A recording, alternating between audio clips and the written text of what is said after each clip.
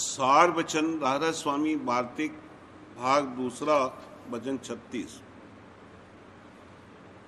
जब तक श्वासा है गुरु भक्ति करे जाना चाहिए। गुरु भक्ति कुल मालिक की भक्ति तो है और उनसे कुछ न मांगे। उनको इख्तियार है, जब वह अधिकारी देखेंगे जो चाहेंगे सो बख्श देंगे। वचन 37। सतगुरु को दीनता पसंद है। जो दीनता सच्ची है तो न मन की चंचलता का फिक्र करे और न रास्ते के तोशे का सोच करे। एक सतगुरु की शरण दृढ़ करे और उनकी ओट लेवे, बेड़ा पार है। वचन 38। जिनके जड़ चेतन की गांठ बंधी है वह काम क्रोध लोभ मोह अहंकार में बरतते हैं। कभी शील क्षमा संतोष का वर्ताव हो जाता है सो भी ऊपरी। अंतर में तो वही रस लेते हैं और जिनकी जड़ चेतन की गांठ खुली हुई है उनके कभी काम क्रोध लोभ मोह अहंकार पास भी नहीं आते हैं। वचन 39। मालिक सबके साथ हर वक्त मौजूद रहता है। अच्छा और बुरा जो कोई काम करता है सबकी बर्दाश्त करता है। जब उसकी मर्जी होगी तब उससे वह काम नहीं करावेगा और किसी के कहने से कोई नहीं मानेगा। नाहक क्यों किसी को दुखाना। जिसको अपने ऊपर श्रद्धा और प्रतीत होवे उसके समझाने में दोष नहीं है और वही मानेगा। वचन 40। कर्मी और शरई और ज्ञानी कभी संतों के वचन को नहीं मानेंगे। यह संसारी चाह वाले और बुद्धि के विलास वाले हैं। उनको संतों के सत्संग में आना भी मुनासिब नहीं है। और निर्मले सन्यासी ज्ञानी वेदांती निहंग और मूरत तीरथ बरत वाले और जो वेद शास्त्र पुराण कुरान के कैदी हैं और परमार्थ का दर्द नहीं रखते, वे सब इसी तरह के लोगों में से हैं। इनसे संतों को सिवाय तकलीफ के और कुछ हासिल न होगा, क्योंकि इनको खोज सदगुरु का नहीं है, सिर्फ टेकी है। वचन 41। इस कलयुग में 3 बातों से जीव का उद्धार होगा। एक सदगुरु पूरे की शरण, दूसरे साध संग और तीसरे नाम का सुमरन और सरवन। और बाकी सब झगड़े की बातें हैं। इस वक्त में सिवाय इन 3 बातों के और कामों में जीव का आकाश होता है। वचन 42। यह जीव संसार में वास्ते तमाशा देखने के भेजा गया था, पर यहाँ आनकर मालिक को भूल गया और तमाशे में लग रहा। जैसे लड़का बाप की उंगली पकड़े हुए मेला देखने को बाजार में निकला था, सो उंगली छोड़ दी और मेले में लग गया। सो न मेले का आनंद रहा और न बाप मिलता है, मारा मारा फिरता है। इसी तरह से जो अपने वक्त के सदगुरु की उंगली पकड़े हुए हैं उनको दुनिया में भी आनंद है और उनका परमार्थ भी बना हुआ है। और जिनको वक्त के सदगुरु की भक्ति नहीं है वह यहाँ भी दर बदर मारे मारे फिरते हैं और अंत को 84 में जावेंगे। वचन 43। जो शब्द का रस चाहे तो मुनासिब है कि एक वक्त खाना खावे, और जो हर रोज 2 या 3 बार खाना खावेगा उसको शब्द का रस हरगिज नहीं आवेगा।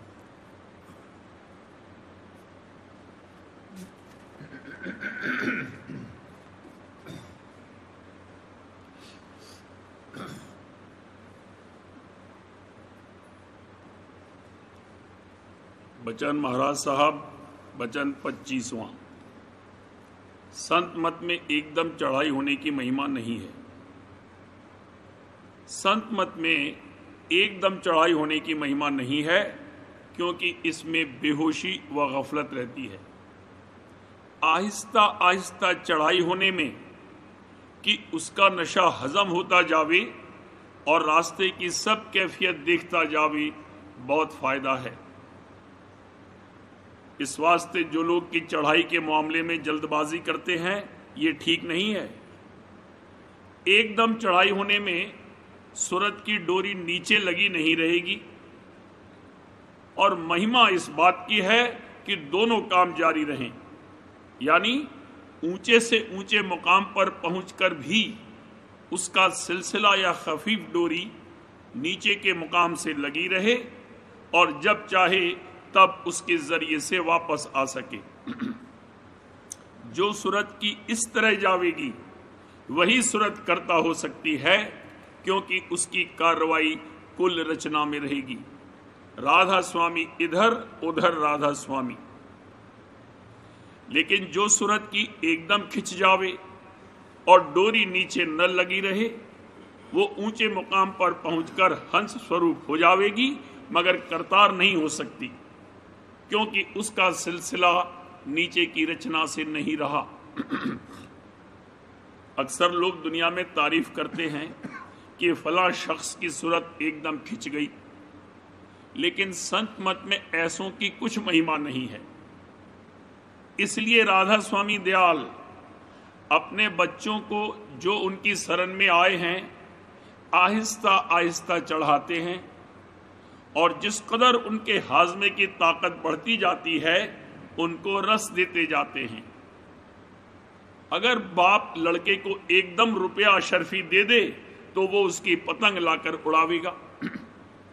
इस वास्ते जब तक लड़के को तमीज, कदर और परख हीरे रुपए अशरफी और पैसों की न आवे, तब तक उसको ये चीजें नहीं दी जाती हैं। सो किसी को घबराना और जल्दबाजी न करना चाहिए। जो चीज की हासिल की जाती है उसमें जो सुख और आनंद मिलता है वही बड़ी चीज है।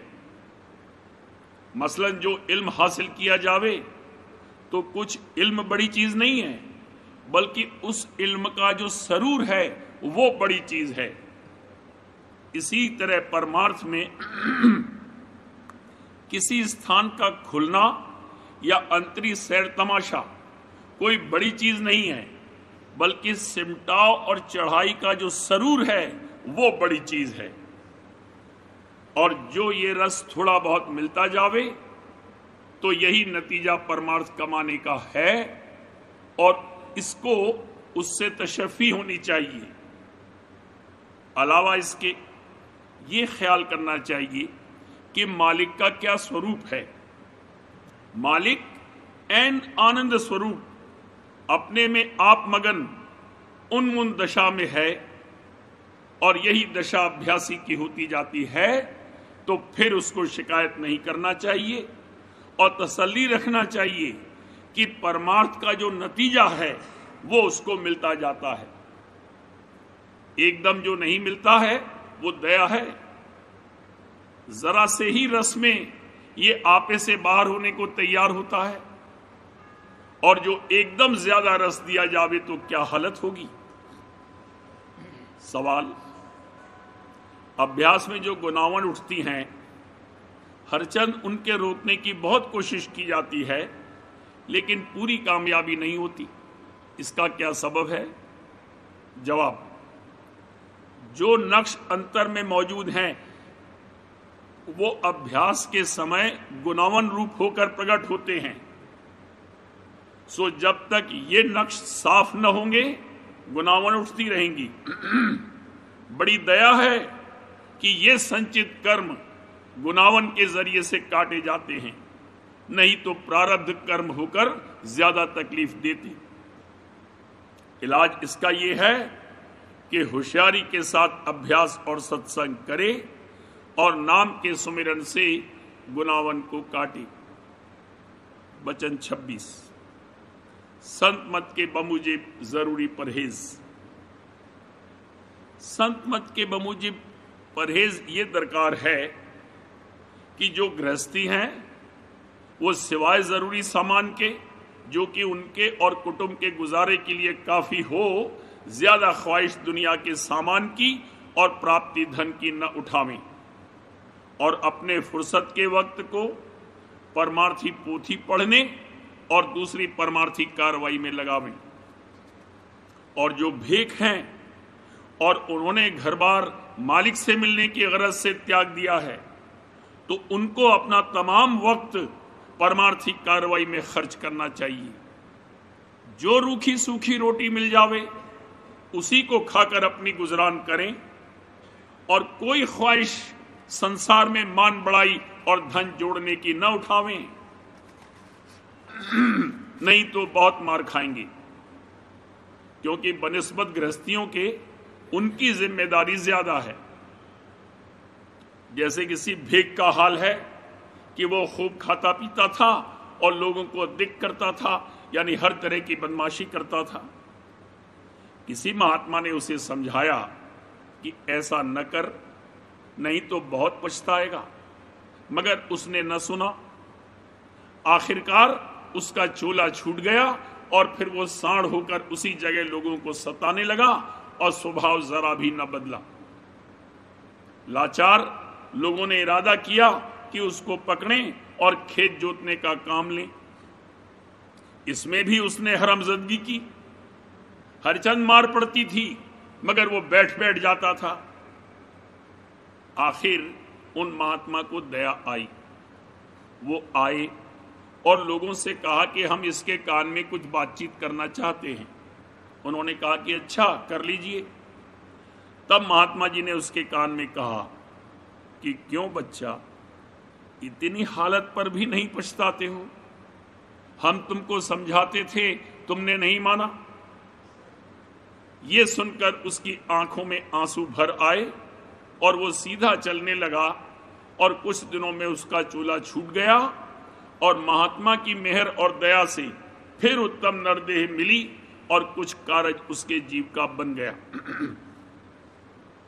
जो भेख के गोल मानते हैं और रुपया ब्याज पर चलाते हैं या विद्या सीखने में कोशिश करते हैं और लोगों से जबरदस्ती रुपया लेते हैं और मुकदमेबाजी करते हैं, उनका ऐसा ही हाल होगा जैसा कि उस भेख का हुआ था। भेख भेख को देख लजावे, सो भी कच्चा कर भक्ति। कबीर जोगी जगत गुरु, तजे जगत की आस।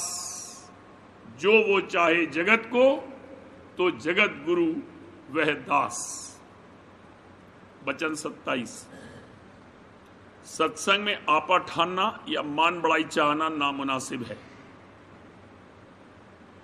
जैसे कि कोई गहरी नींद में सो रहा है और कोई आकर उसे जगावे। जैसे कोई किसी वक्त में उम्दा बाजा सुनने में मस्त हो रहा है और कोई उसे हटावे।